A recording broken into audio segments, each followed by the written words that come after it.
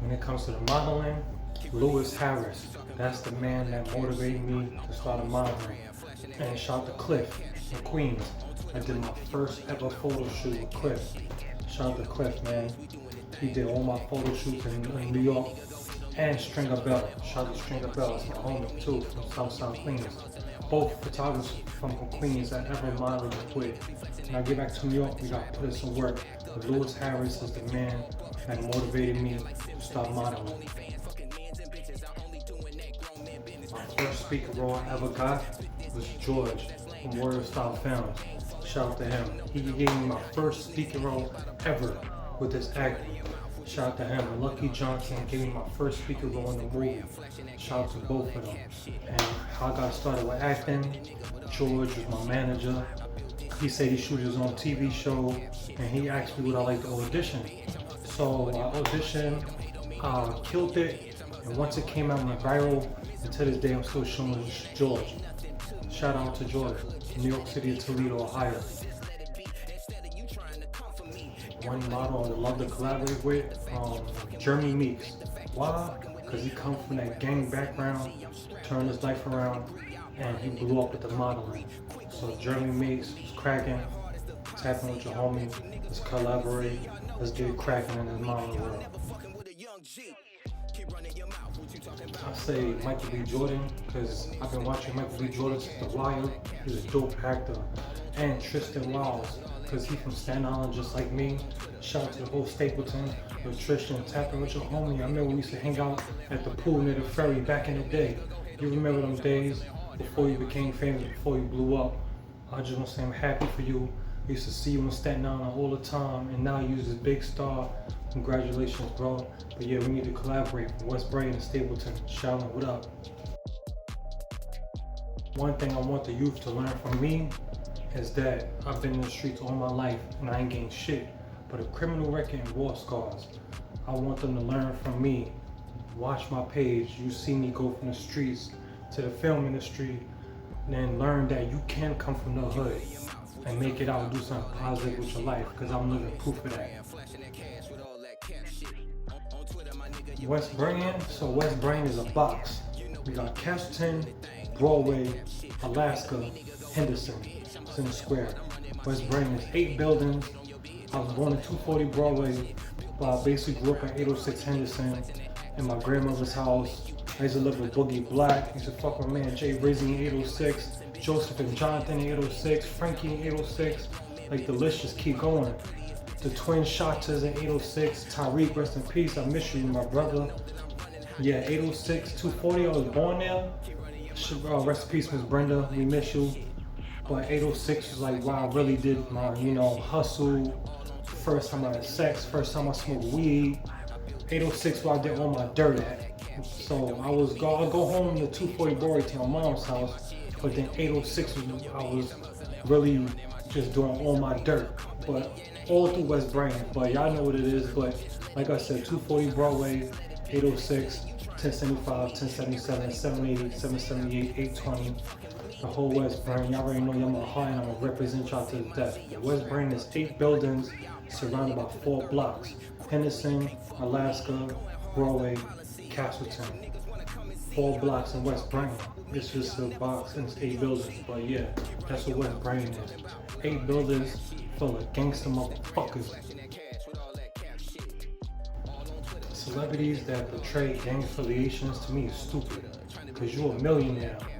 And a lot of celebrities, they not even really Bloods, they're not real Crips, they're not real G's, they're not real Vice Lords. It's just like they use their celebrity status to get street cred, where there's real gang members in the street going to jail and dying every day. And these celebrities portray to be gang members, but they going home to mansions. They're not doing no drive-bys. They're not killing no enemies. They're not going to jail. They're not in court facing their freedom, fighting for their freedom like real gang members are doing. So celebrities that portray gang affiliations, stop that shit. Cause y'all know y'all really not about that life, because y'all don't even be at meetings, y'all don't tap in with y'all big homies, and they just, I don't know, man. To me, it's just stupid. You a millionaire, you made it out wherever you come from, you living in mansions and now you're trying to get street cred by gang banging and you're a millionaire. It's stupid. I think social media could get better by support. And when I mean support is stop only supporting celebrities. Support the people that's really out here putting in work. Because there's a lot of talented people on Facebook and Instagram, but they get ignored because they're not rich and they're not famous. And that's not fair.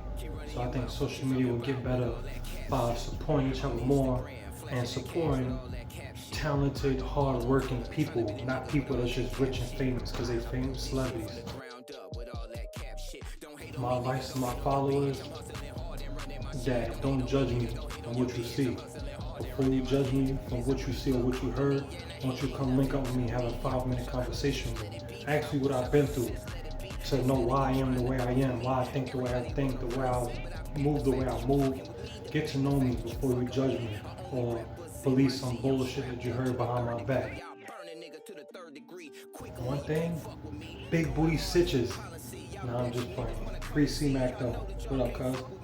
But yeah, I say a lot of black-owned businesses, because in New York we do have a lot of black-owned businesses, but it's not as much in Atlanta. Atlanta is like everywhere you go is black-owned food, black-owned clothes, black-owned stores, black-owned barbershops, and I love that about Atlanta. Shout out to Atlanta, man. What I appreciate about Atlanta is the Southern hospitality that they gave me since I've been here. Y'all know I'm not from here. Y'all see the background, Manhattan in the background. Y'all see the Yankee hat, see the polo. But I appreciate Atlanta because they gave me opportunities that I would never got if I was still in New York. If I was still in New York, I was probably still been banging, still been hustling.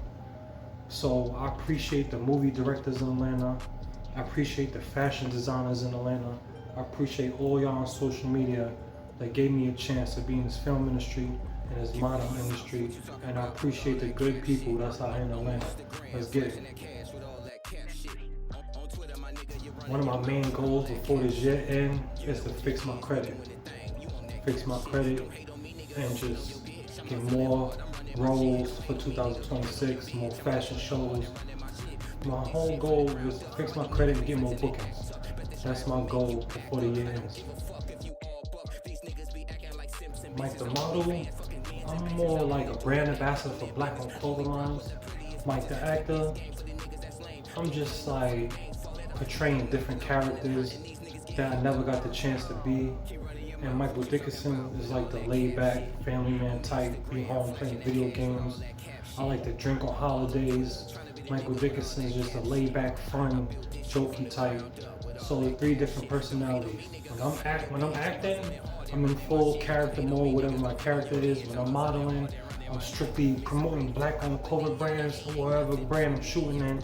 And Michael Dickinson is just me outside of social media. It's just cool, calm, collected. If you ever met me outside of social media, y'all know I'm a laid-back dude, just humble, down to earth, and 3 different characters, or whatever you call it. I'm 3 different people at different times. I went to jail because I had a fight, and then after the fight, I texted a person I was beefing with.